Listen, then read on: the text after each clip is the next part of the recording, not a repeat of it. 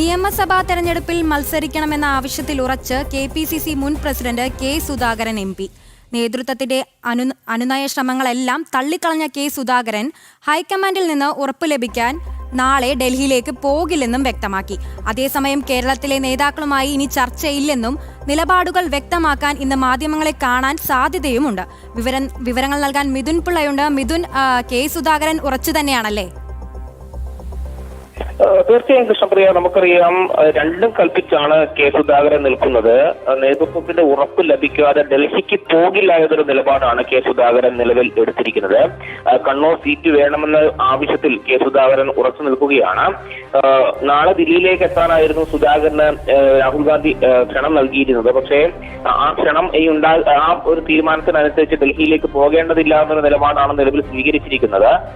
മാത്രമല്ല, ഈ ഒരു ഉറപ്പ് ലഭിക്കാതെ എന്തായാലും ഡൽഹിക്കില്ല എന്നൊരു നിലപാടിലേക്ക് എത്തിയിരിക്കുന്നു. മാത്രമല്ല, കേരള നേതാക്കളുമായി ഇനി ചർച്ചയ്ക്കില്ല എന്നൊരു നിലപാട് കൂടി കെ സുധാകരൻ എടുത്തിട്ടുണ്ട്.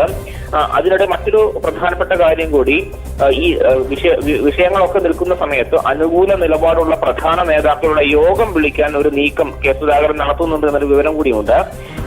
മാത്രമല്ല, നേതാക്കൾ ദേശീയ നേതൃത്വം ഇന്ന് ഇടപെടുമോ എന്ന് നോക്കിക്കൊണ്ടായിരിക്കും ഇത്തരം ഒരു കടുത്ത തീരുമാനത്തിലേക്ക് കെ സുധാകരൻ പോകുക. അതിനിടെ ഇന്നിപ്പോൾ മാധ്യമങ്ങളെ കാണുമോ എന്ന അഭ്യൂഹം കൂടി നിലനിൽക്കുന്നുണ്ട്. കൃഷ്ണപ്രിയ. ഓക്കെ മിഥുൻ.